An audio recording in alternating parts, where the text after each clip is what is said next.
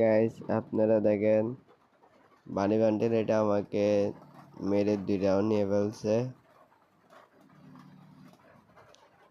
আপনারা দেখেন এই মেরে ফেলছে 3 রাউন্ড নিয়ে ফেলছে।